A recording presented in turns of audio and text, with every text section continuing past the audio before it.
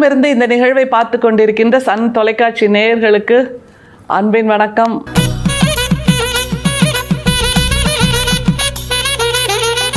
வள்ளல் பெருமான் நமக்கு ஞானத்தை மட்டும் அள்ளித்தரவில்லை, உடல் நல மருத்துவராகவும் இருக்கிறார் அப்படிங்கிறத நிறைய பார்த்துருக்கோம். உடல் நலம் எப்படி பேணுவது, எதையெல்லாம் உண்பது, எதையெல்லாம் தவிர்ப்பது, எப்படி நாம் வாழ்வியலை நடத்த வேண்டும், தினசரி எப்படி எழுந்திருக்கணும், எப்படி நம்மை சுத்தப்படுத்தி கொள்வது அப்படின்னு மிகப்பெரிய பட்டியல் கொடுக்குறாரு.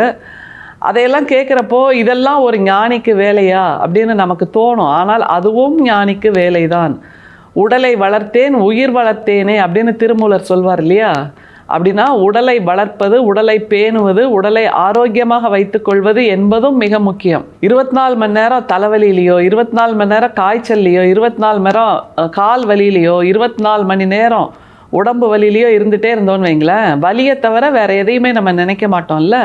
அப்போது முதலில் வலியை போக்கிக் கொள்ள வேண்டும், அதற்கு ஆரோக்கியமாக உணவு உண்ண வேண்டும், அப்புறம் உடல் நலத்தோடு சேர்த்து நல்ல வாழ்வியலையும் நாம் வாழ வேண்டும் அப்படிங்கிறதான நம்முடைய வள்ளல் பெருமான் நமக்கு சொல்லித்தராரு. மிக சமீபமாக உள்ள ஒரு வார்த்தை, 21ஆம் நூற்றாண்டில் உள்ள வார்த்தை என்னென்னா, அகராதியில் சேர்த்துருக்கோம் நம்ம எல்லாருமா, ஃபுல் கட்டுதல் அப்படின்னு.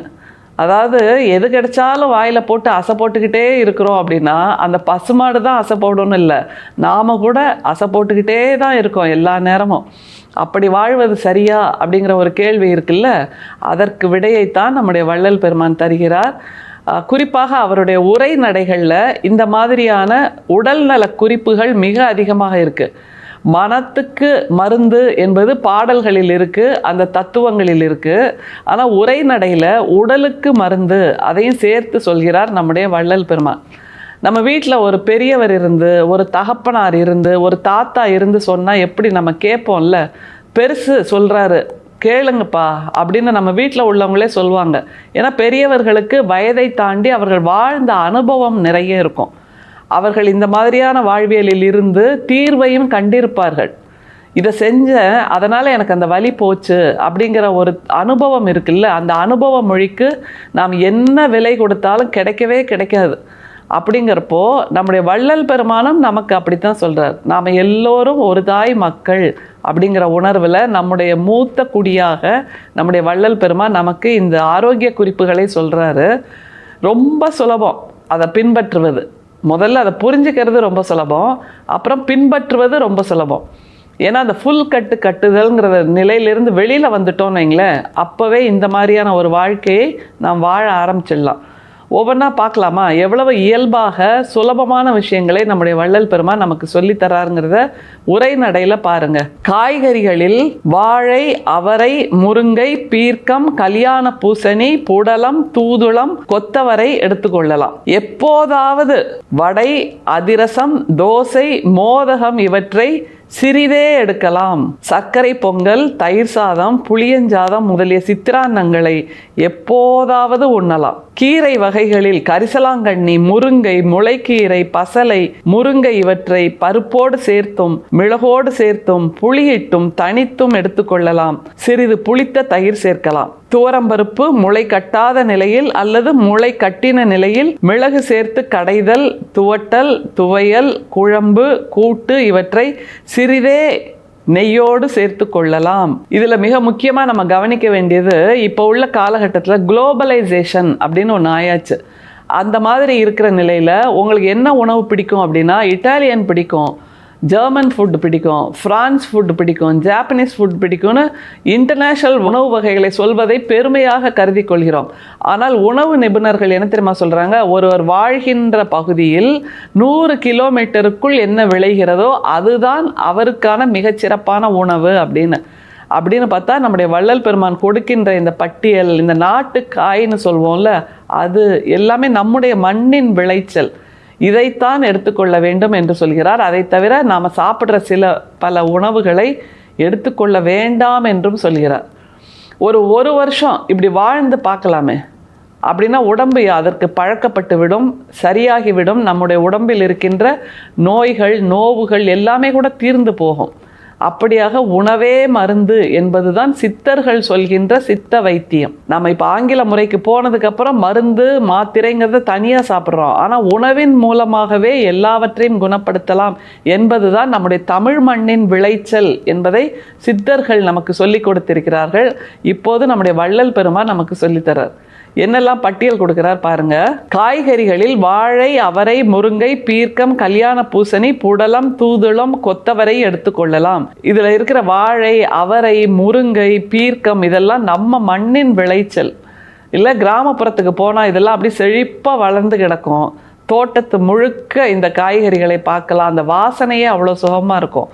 அப்படியான காய்களை அதிகமாக எடுத்துக்கொள்ளுங்கள் என்று நமக்கு வள்ளல் பெருமான் சொல்லித்தர்றார். எதை எடுத்தாலும் வெளிநாட்டு காய்கறிகள், வெளிநாட்டு உணவுகள், வெளிநாட்டு உடைகள், வெளிநாட்டு பழக்க வழக்கங்கள் என்று இருப்பதற்கு பதிலாக நம்முடைய மண்ணை நோக்கி உலகம் திரும்பி கொண்டிருக்கிறது என்னும் போது நாமும் நம்முடைய மண்ணுக்கேற்ற வாழ்க்கையை வாழ வேண்டும் என்பதுதான் வள்ளல் பெருமான் சொல்றார். அடுத்தது என்ன சாப்பிடக்கூடாதுன்றத சொல்றார் பாருங்க. எப்போதாவது வடை, அதிரசம், தோசை, மோதகம் இவற்றை சிறிதே எடுக்கலாம். வடை இல்லாமல் நமக்கு உணவே கிடையாதுங்க. காலையில் காஃபி டீயில் ஆரம்பித்து இரவு உணவு வரைக்கும் வடை சாப்பிட்டுக்கிட்டே இருக்கும். வடை நாடாக நம்முடைய இந்தியா மாறி இருக்கு. அப்படிங்கிற நிலையில் வள்ளல் பெருமான் சொல்கிறாரு எப்போதாவது எடுத்துக்கொள்ளலாம் அப்படின்னு. அப்படின்னா அதில் இருக்கின்ற எண்ணெய், அதில் இருக்கின்ற பல விஷயங்கள் எல்லாம் உடல் நலனுக்கு கேடு என்பதை நமக்கு வள்ளல் பெருமான் சொல்லித்தரார். அதனால தான் நம்ம தமிழ் மண்ணில் விருந்து என்றால் மட்டும்தான் வடை, பாயசம் என்பதை நாம் உண்போம். தினசரி உணவில் வடையை சேர்த்து கொள்வதில்லை. அப்படிங்கும்போது நம்முடைய முன்னோர்களுக்கு நன்றாக தெரிந்திருக்கிறது. எப்போதாவது விருந்துக்கு மட்டுமே 3 மாதத்துக்கு ஒரு முறை இப்படியாக வடை, பாயசம் சாப்பிடுவது என்பது உடல் நலனுக்கு நல்லது என்று தெரிந்து அவர்கள் அப்படி வாழ்ந்தார்கள். ஆனால் இப்போ எல்லாமே சுலபமாக கிடைக்கிறது, வடை கிடைக்கிறது தினந்தோறும் என்பதனால் நாம் வடையை சாப்பிட்டுக்கிட்டே இருக்கோம். வடை நல்லதல்ல, புரிஞ்சுக்கோங்க. சர்க்கரை பொங்கல், தயிர் சாதம், புளியஞ்சாதம் முதலிய சித்திரான்னங்களை எப்போதாவது உண்ணலாம். இதற்கும் நம்முடைய முன்னோர்கள் சித்திரான்னங்களை உண்பதற்காகவே சில பல தினங்களை வைத்திருந்தார்கள். ஆனால் இப்போது இன்ஸ்டன்ட் ஃபுட் மாதிரி இதெல்லாம் பண்ண ஆரம்பிச்சிட்டோம். அதுவும் தவறு என்று வள்ளல் பெருமான் சொல்கிறார். அடுத்தது என்ன சொல்கிறார் பாருங்க. கீரை வகைகளில் கரிசலாங்கண்ணி, முருங்கை, முளைக்கீரை, பசலை இவற்றை பருப்போடு சேர்த்தும் மிளகோடு சேர்த்தும் புளியிட்டும் தனித்தும் எடுத்துக்கொள்ளலாம். சிறிது புளித்த தயிர் சேர்க்கலாம். குழந்தைகள்கிட்ட போய் கீரை சாப்பிட்றியா அப்படின்னு கேட்டால் ஐயோ எனக்கு கீரையே வேண்டாம் அப்படின்ட்டு விழுந்தடிச்சிட்டு ஓடுவாங்க. ஆனால் கீரை தான் நமக்கு இயற்கை கொடுத்திருக்கின்ற மிக எளிமையான, மிக மிக ஆரோக்கியமான ஒரு பயிர் வகை. அந்த கீரை எப்படி பசுமையாக இருக்கிறதோ அது மாதிரி நம்முடைய ஆரோக்கியம் பசுமையாக, நம்முடைய வாழ்க்கை பசுமையாக வேண்டுமென்றால் நாம் கீரையை சேர்த்து கொள்ள வேண்டும் என்பது நியதி என்று குழந்தைகளுக்கும் சொல்லித்தர வேண்டும். பெரியவங்களும் இப்போ கீரைனா விழுந்தடிச்சிட்டு ஓடுறோம். அதனால் இனிமேல் கீரையின் பக்கம் அக்கறை பச்சை என்று இல்லாமல் இக்கரையிலேயே நாம் கீரையை சேர்த்து கொள்ளலாம். அடுத்த துவரம்பருப்பை சொல்கிறார் பாருங்க. துவரம்பருப்பு முளை கட்டாத நிலையில் அல்லது முளை கட்டின நிலையில் மிளகு சேர்த்து கடைதல், துவட்டல், துவையல், குழம்பு, கூட்டு இவற்றை சிறிதே நெய்யோடு சேர்த்து கொள்ளலாம். இந்த துவையல் அப்படிங்கிற விஷயத்தையெல்லாம் நம்ம தலைமுறை மறந்தே போச்சு. ஆனால் முந்தி காலத்தில் கஞ்சி வச்சு துவையலை மட்டும்தான் நம்முடைய முன்னோர்கள் சாப்பிட்ருக்காங்க. ஏன்னா துவையல் என்பது அந்த சிறுதானியத்தில் செய்யப்படுவது, பருப்பில் செய்யப்படுவது என்னும்போது உடலுக்கு தீங்கற்றது, வயிற்றுக்கு இதமானது என்னும்போது துவரம்பருப்பையும் இப்படி செய்ய வேண்டும் என்று வள்ளல் பெருமான் சொல்கிறார். இப்படியெல்லாம் சாப்பிட்டோன்னா என்ன தெரியுமா நடக்கும்? ஒன்று, முதலில் வயிறு நம்மை வாழ்த்தும். இரவில் தூங்க போகும்போது கூட முழு வயிற்றை சாப்பிட்டு நாம் தூங்குகிறோம். ஆனால் வயிறு என்பது என்ஜின் மாதிரி தொடர்ந்து இயங்கிக்கிட்டே இருக்குல்ல, அப்படியான நிலையை நாம் வயிற்றுக்கு கொடுக்கக்கூடாது என்பதுதான் வள்ளல் பெருமான் நமக்கு சொல்லுகின்ற வாழ்வியல் முறை. அதனால் வாய்க்கு ஓய்வு கொடுக்கணும், கண்ணுக்கு ஓய்வு கொடுக்கணும், காதுக்கு ஓய்வு கொடுக்கணுங்கிற மாதிரி வயிற்றுக்கும் ஓய்வு கொடுக்க வேண்டும். நாம் வாழும்போது ஓய்வில்லாமல் உழைக்க வேண்டியது ஒன்றே ஒன்று தான். எது என்றால் நம்முடைய இதயம்.